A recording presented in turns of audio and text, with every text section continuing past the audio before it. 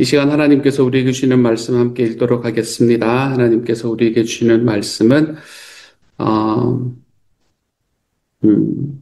디모데후서의 말씀입니다. 디모데후서 2장 1절부터 13절까지의 말씀입니다. 디모데후서 2장 1절부터 13절까지의 말씀. 우리 1절부터 13절까지 말씀 같은 목소리로 함께 읽도록 하겠습니다. 함께 읽습니다. 시작. 내 아들아, 그러므로 너는 그리스도 예수 안에 있는 은혜 가운데서 강하고 또 내가 많은 증인 앞에서 내게 들은 바를 충성된 사람들에게 부탁하라. 그들이 또 다른 사람들을 가르칠 수 있으리라. 너는 그리스도 예수의 좋은 병사로 나와 함께 고난을 받으라. 병사로 복무하는 자는 자기 생활에 얽매이는 자가 하나도 없나니 이는 병사로 모집한 자를 기쁘게 하려 함이라. 경계하는 자가 법대로 경계하지 아니하면 승리자의 관을 얻지 못할 것이며 수고하는 농부가 곡식을 먼저 받는 것이 마땅하니라. 내가 말하는 것을 생각해 보라. 주께서 범사에 내게 총명을 주시리라. 내가 전한 복음대로 다윗의 씨로 죽은 자 가운데서 다시 살아나신 예수 그리스도를 기억하라. 복음으로 말미암아 내가 죄인과 같이 매이는 데까지 고난을 받았으나 하나님의 말씀은 매이지 아니하니라.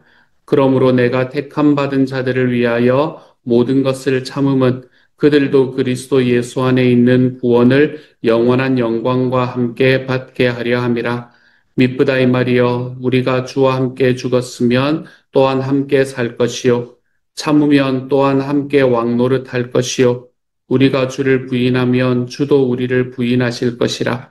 우리는 미쁨이 없을지라도 주는 항상 미쁘시니 자기를 부인하실 수 없으시리라. 아멘.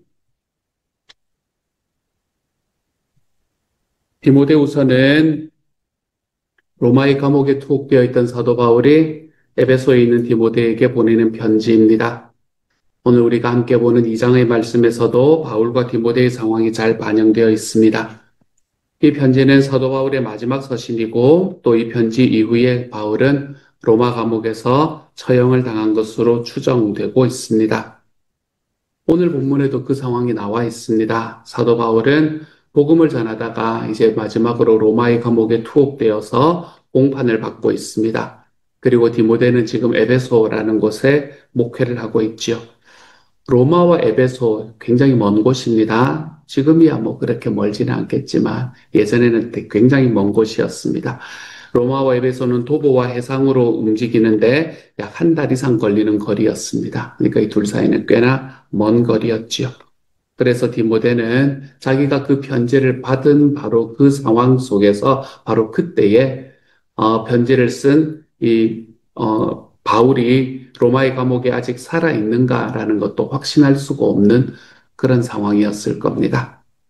그렇게 바울은 지금 마지막이 될 수도 있는 편지를 쓰고 있는 거고, 디모데는 생사를 확신할 수 없었던 바울에게서 지금 편지를 받고 있는 겁니다. 바울은 1장에서 사랑하는 아들 디모데라고 부릅니다. 그리고 오늘의 본문 2장 첫머리에서도 내 아들아 라고 부릅니다. 같은 단어라도 어떤 상황에서 쓰였는지에 따라서 의미가 달라지듯이 바울이 디모데를 내 아들이라고 부르는 것은 그냥 친밀함의 표현, 이런 것들을 조금 넘어서는 바울과 디모데 두 명의 상황을 좀 반영하고 있는 그런 말씀입니다. 1절은 이렇게 말하네요.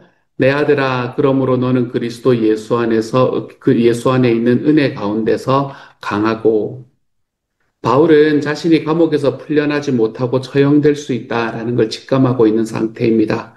이 상태에서 바울은 디모데에게 내 아들이라고 부릅니다. 마치 연로한 아버지가 죽음을 앞두고 유언을 하기 위해서 상속자를 부르듯 디모데에게 내 아들이라고 부르고 있습니다. 바울은 디모데에게 재산을 유산으로 주는 것이 아니라 지금 복음을 유산으로 남기려고 하고 있는 겁니다. 그런데 1장에서 아시아에서 모든 사람이 바울을 버렸다라고 한 것 같이 이제는 많은 사람들이 바울로부터 아들이라는 말을 듣기를 거부하고 있는 상황이었습니다. 모두가 바울을 버립니다. 그리고 그를 떠나 바울을 버리고 떠난 이 아시아 에베소에 남겨져서 디모데는 지금 바울이 남기고 간 그 복음을 사수해야 되는 상황에 놓여져 있습니다. 바울이 판단하기에도 다 등을 돌리고 떠난 것 같으니까 바울이 판단하기에도 디모데도 그 소명이 흔들릴 수 있다라고 생각을 했던 것이 분명합니다. 또 그랬던 상황이었던 게 분명합니다. 왜냐하면 바울은 1장에서 디모데의 믿음, 그리고 그가 안수받은 것을 상기시킵니다. 그리고 복음 전도자로서의 부르심을 지킬 것을 당부하고 있기 때문입니다. 당부한다는 말은 지금 쉽지 않은 상황이다 라는 걸 이야기하는 거지요. 그런 디모데에게 바울은 강하여질 것을 명령합니다. 디모데에게 강해지라 라는 말은 바울을 버리지 말라 라는 말이기도 하고 복음을 사수하라 라는 이야기이기도 합니다. 상황적으로 바울은 체포되어서 죽음을 앞두고 있고 많은 사람들이 배신하고 떠났고 디모데 자신의 삶도 불안한 상황입니다. 그 상황에서 바울은 디모데에게 강해지라라고 이야기하는데 스스로의 힘으로 강해지라라는 것이 아니라 예수 그리스도 안에 있는 은혜 가운데 강해지라라고 이야기를 합니다. 즉 자신의 처한 조건과 상황이 아니라 예수 그리스도께서 십자가에서 이루신 일과 그로 인해 자신에게 일어난 구원을 바라보라라는 말이지요. 오롯이 은혜로 이루어진 구원으로 인해 복음에 굳게 서 있으라라고 권면하는 말이 강해져라라는 이야기인 겁니다.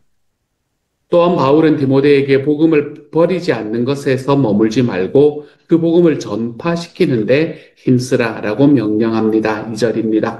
또 내가 많은 증인 앞에서 내게 들은 바를 충성된 사람들에게 부탁하라. 그들이 또 다른 사람들을 가르칠 수 있으리라.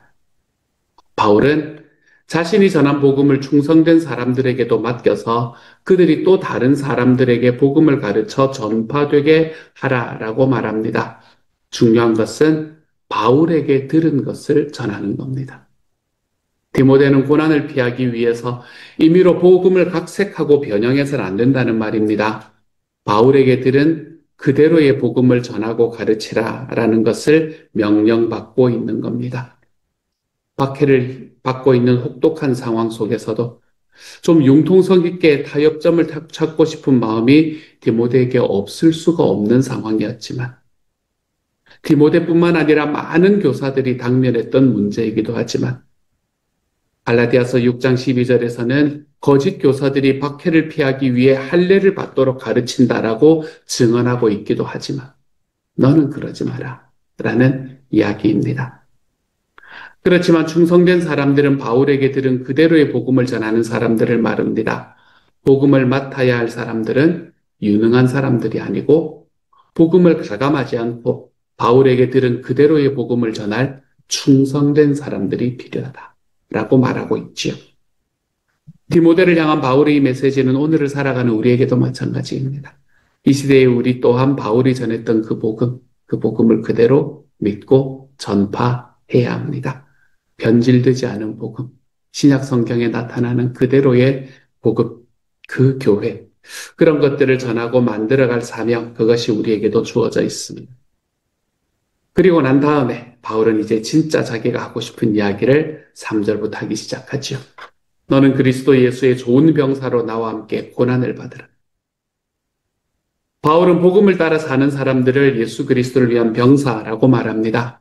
근데 주목할 것은 병사라고 하지만 그 강조점이 전쟁하는 데 있지 않다는 겁니다. 병사라고 하면서 그 강조점은 충성됨에 있습니다. 좋은 병사라고 할 때 좋은이라는 말은 선하다라는 말이거든요. 원래 칼로스라는 단어인데 이 선하다, 선한 병사라는 말입니다. 병사로서의 선하다라는 것은 목숨까지도 아끼지 않는 충성됨을 의미하는 겁니다. 또한 바울은 좋은 병사로 싸움을 하라라고 말하지 않고 좋은 병사로 복음을 저버리지 말고 나와 함께 고난을 받으라라고 이야기를 합니다. 아시아에서 많은 사람이 복음에 등을 돌렸지만 디모데에게는 끝까지 예수 그리스도의 복음을 버리지 말라고 이야기하는 겁니다. 그리고 더 나아가서 바울은 복음으로 인해 체포되어 처형을 앞두고 있는데 너도 나와 같이 고난을 받으라라고 당당하게 이야기하고 있는 겁니다. 이쯤 되면 디모데가 바울로부터 내 아들이라고 불리는 것이 얼마나 두려웠을까라는 생각을 또한 해보기도 합니다. 그리고 난 다음에 바울은 디모데에게 더 구체적으로 복음을 위해 고난받는 것이 어떤 것인가라는 걸 우리에게 말해줍니다. 4절입니다. 병사로 복무하는 자는 자기 생활에 얽매이는 자가 하나도 없나니 이는 병사로 모집한 자를 기쁘게 하려 함이라. 군인으로 부르심을 받았으면 자기 생활에 얽매일 수가 없습니다. 군대에 있는 동안에는 집도 떠나고 연인도 못 만나고 정해진 장소에서 정해진 임무에 따라서 자기의 삶을 살아가야 됩니다. 근데 당시 로마는 징병제가 아닌 모병제거든요. 그러니까 자처에서 군인이 되는 겁니다. 자원에서 군인이 되는 겁니다. 그러므로 여기에서 말하는 병사로서 바울과 함께 고난을 받는 길, 이 길은 억지로 가는 길이 아닙니다. 이 길은 스스로 선택하는 겁니다. 일상의 삶의 원리와 우선순위가 복음을 따르는 것, 이것이 되는 삶이지요. 그것이 우리를 부르신 예수 그리스도를 기쁘게 만드는 삶입니다.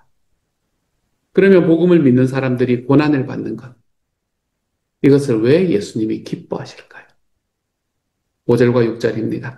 경계하는 자가 법대로 경계하지 아니하면 승리자의 번을 얻지 못할 것이며 수고하는 농부가 곡식을 먼저 받는 것이 마땅하니라.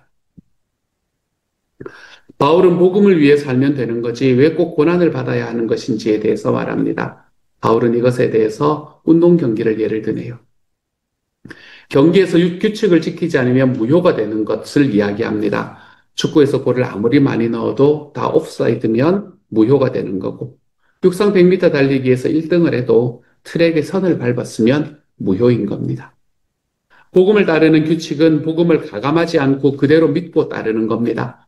복음을 따르는 규칙은 고난을 피하기 위해서 상황에 따라 복음을 가감하는 것이 아닙니다. 그렇게 한다면 규칙을 어기는 거라는 말입니다. 그러므로 바울은 고난을 피하기 위해 복음을 가감하면 그건 반칙이고 무효다라고 이야기하는 거지요. 또한 농부를 예를 듭니다. 농부가 제때에 씨를 뿌리고 물을 주고 양분을 주는 수고로 곡식을 얻는 원리를 이야기합니다. 복음 그대로를 믿고 지키기 위해서 고난을 받고 수고하지 않는다면 그 복음의 결과를 얻을 수가 없습니다. 복음에 따른 고난 없이는 그 결과도 없음을 농사일에 빗대어서도 설명해주고 있습니다. 우리가 이런 이야기를 듣다가 보면 바울이 너무 과하게 말하는 것이 아닌가라는 생각을 할 수도 있습니다. 예수님 잘 믿으면 되는 거지. 꼭 고난을 받아야 되는 건가? 지금 자꾸 그 이야기하고 있잖아요. 성경은 우리가 받은 구원이 완전하며 예수 그리스도 안에 충만하다고 하는데 왜 믿는 우리의 현실은 고난이어야 하는가? 디모데나 우리나 이런 의문이 계속해서 생기는 것은 어쩔 수가 없습니다. 그래서 바울은 그 의문에 대답하기 시작하는 겁니다. 8절의 말씀입니다. 내가 전한 복음대로 다윗의 씨가 죽은 자 가운데서 다시 살아나신 예수 그리스도를 기억하라. 바울의 대답은 죽은 자 가운데서 다시 살아나신 예수입니다. 바울은 하늘에 올라가 계신 예수가 아니라 죽은 자 가운데서 다시 살아나신 예수를 기억하라 라고 이야기합니다. 이게 무슨 말인가 하면 예수님은 죽으셨다는 말입니다. 전지전능한 하나님이 사람을 구원하기 위해 굳이 사람이 되어 처형돼 죽었다는 말입니다. 그것이 우리에게 나타내 보여주신 하나님의 모습이고 인간의 모델이 된 하나님의 형상이라는 겁니다. 바울은 그 십자가에 달려 죽은 예수가 구약 성경이 가리키는 다윗의 씨, 즉 메시아다라고 말합니다. 하나님이신 예수님은 하늘에 계시지 않고 사람이 되셨습니다. 나보다 남을 낮게 여기셨습니다. 남을 살리기 위해 죽기까지 낮아지셨습니다. 그렇기 때문에 예수 그리스도의 사도인 바울도 그와 같이 고난을 당하고 죄인처럼 붙잡히면서도 그 모든 것을 참는다라고 말합니다. 결과적으로 왜 고난을 받아야 하느냐? 예수님도 고난받았기 때문이다. 이렇게 이야기하고 있는 거죠. 그리고 9절에서 예수 그리스도의 죽음이 죽음으로 끝나지 않았듯이 성도가 받는 고난도 고난으로 끝나지 않을 것이다 라는 희망을 디모데에게 그리고 그 말씀을 읽는 우리에게 전해주고 있습니다. 복음으로 말미암아 내가 죄인과 같이 매이는 데까지 고난을 받았으나 하나님의 말씀은 매이지 아니하니라. 그러므로 내가 택함 받은 자들을 위하여 모든 것을 참음은 그들도 그리스도 예수 안에 있는 구원을 영원한 영광과 함께 받게 하려 함이라. 고난 자체가 이로운 것은 아닙니다. 고난을 통한 섬김, 나의 불편을 통해 하나님의 말씀이 전파되는 모습, 이런 것들이 고난의 이로움이라는 겁니다. 이런 측면에서 복음에 따른 고난은 인격 수양이나 고행과는 차원이 다른 이야기입니다. 고난은 타인을 이롭게 하는 삶을 말합니다. 예수 그리스도의 죽음이 부활을 가져왔듯이 우리의 낮아짐과 고난으로 많은 성도들에게, 많은 사람들에게 복음이 전파되는 삶을 살게 된다는 면에서 고난이 의미가 있는 겁니다. 고난 자체가 아니라 고난으로 인해서 나타나는 결과가 아름다워질 거다라는 이야기입니다. 11절입니다. 미쁘다 이 말이여 우리가 주와 함께 죽었으면 또 함께 살 것이요.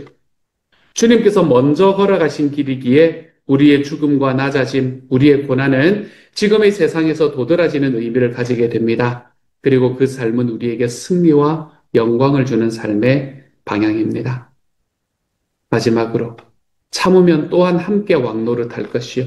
우리가 주를 부인하면 주도 우리를 부인하실 것이라. 우리는 미쁨이 없을지라도 주는 항상 미쁘시니 자기를 부인하실 수 없으시리라. 그래서 미쁨이라는 건 믿을만하다라는 이야기입니다. 사람은 변덕스럽고 앞뒤가 다르고 시간과 상황에 따라 변합니다. 하지만 하나님은 믿을만하십니다. 하나님은 변하지 않습니다. 또한 하나님께서 하신 새로운 언약인 복음도 변하지 않습니다. 취소될 수가 없습니다.